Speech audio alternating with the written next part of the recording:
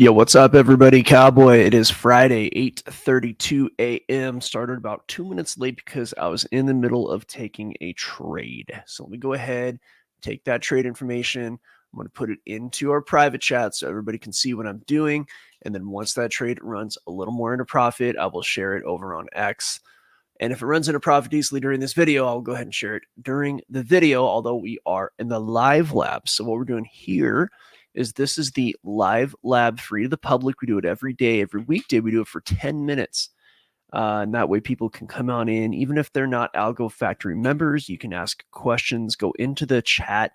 As of now, the chat is still free. We are going to change that to members only and or super chats only. We're going to do something along those lines. So let me go ahead and enter that trade really quick. Okay, so the EUR/USD idea now is live and long and strong, and it's in the private lab. Okay, let's go ahead and flip to the charts. We're going to take a quick look at Bitcoin. We're going to start there. Now, there isn't, from what I saw, there isn't any kind of news coming out today, right? So I always try to look for some kind of economic data that, like a planned release, say like the Fed's going to say something, or AKA Jerome Powell, or, some type of economic data coming out. But we do have some interesting looks on Bitcoin, right? As a matter of fact, speaking of interesting looks, we have this Harry Simeon who just joined us right now. What's up, brother? What is up, my peoples? It is I, the gorilla in the economist. That's right. That's right, man. That's right. How's your Friday going? Friday is off to an interesting start. We are literally 24 hours or 22 hours or so from the halvening. What is the, let me see that. What does the halvening countdown clock say right now? I don't have a countdown clock, but I'll show you the chart. Well, I'll find a clock for you, but the chart looks really interesting.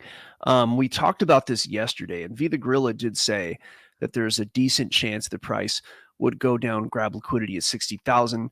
It matched what I had on the chart too. Yep. So that was one of my main. We actually dipped like 59 for a second. Yeah. It went, according to this chart, it went down to 59.5.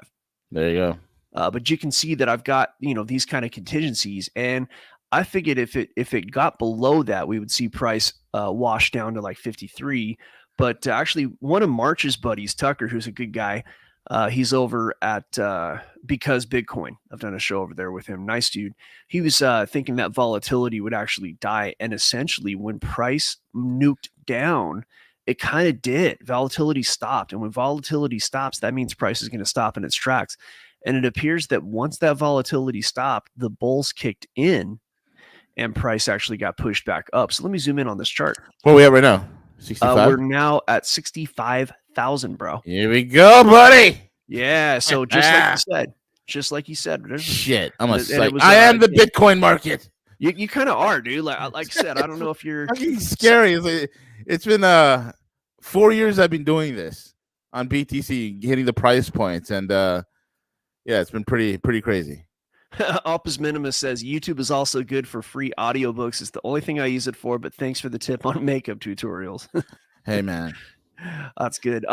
Yeah, so the gorilla, I don't know if you're sacrificing chickens in the backyard or something. Bananas. Okay, because I mean, look, I do all this technical stuff, and I'm basically like autistic, and I just stare at the screen, and I have ways of like determining probabilistic models that tend to be correct. But the gorilla just has the information. Like I said, I don't know if you're sacrificing chickens or something, but I'm going to start. I have divinations, my friend. Divinations. I channel my inner, I don't know. My inner, I don't even know, bro. You can start my inner bubbles. Your inner gay bubbles. No, Bubbles the chimp. Oh, gotcha. Bubbles the chimp. He knows everything. I thought you had a digestive problem, inner bubbles. Like sometimes if I have too many plantains, I can have digestive issues. Well, if you took the peels off the plantains and didn't try to swallow them, sometimes when you're in a rush, who has time to peel a banana, man? You don't even chew them. You just swallow them. That's it. I deep throat it, bro. Deep throat. Okay. That's where I was going. Oh, that's good.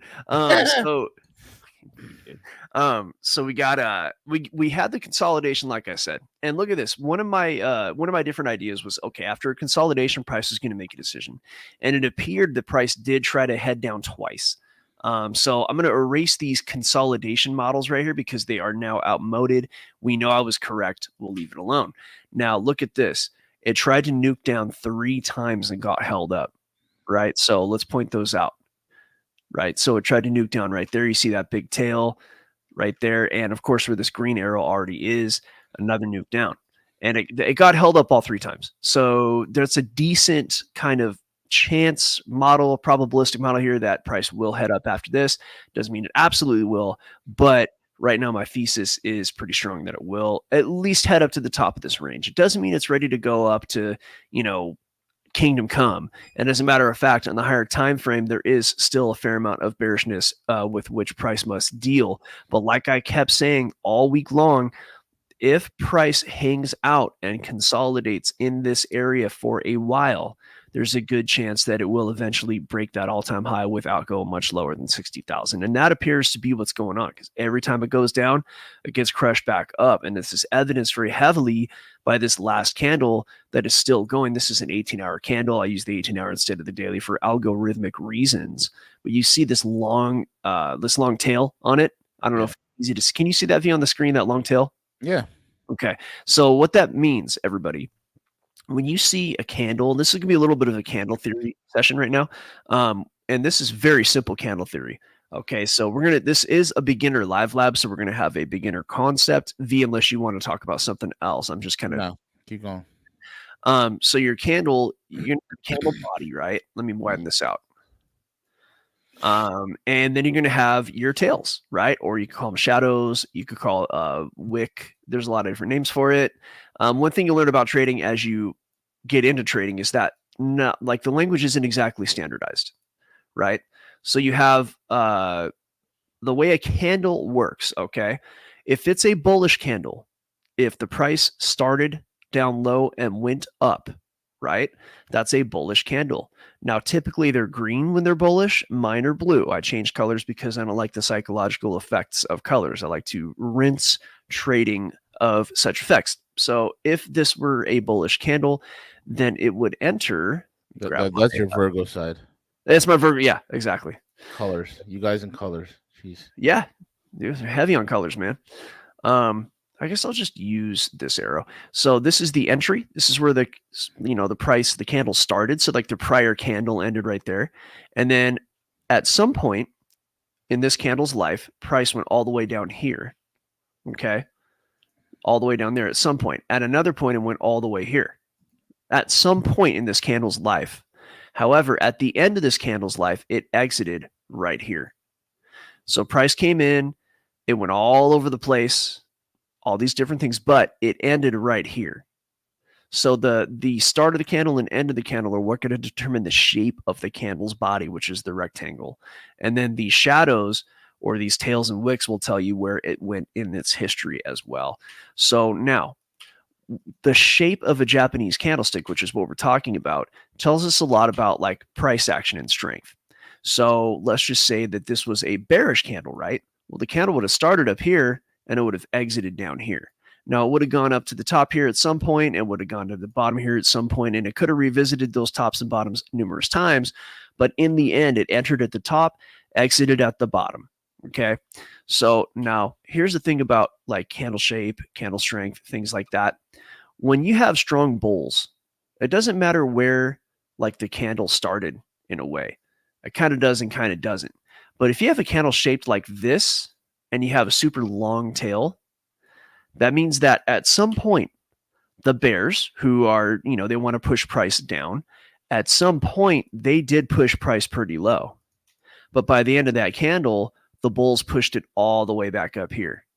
So when you see a long tail like this, even if it's like, where it is positioned in relation to other candles matters a lot. But just this one candle, when you see this long tail, the story that this candle is telling you that at some point, the bears had pushed the candle all the way down here, but the bulls pushed it all the way back up. And in the end, that's a sign of strength. Okay.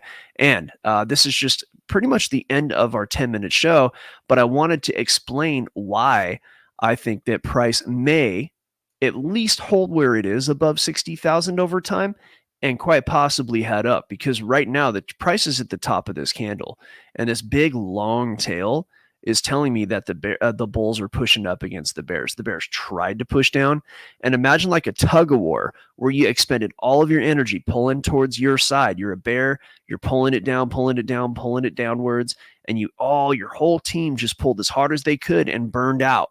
And then the bulls, who are just stronger right now, waited until you burned out and then pushed all the way up. And now you're in trouble because you burned out. You're done. You expended all your energy to the downside, and the bulls are simply stronger.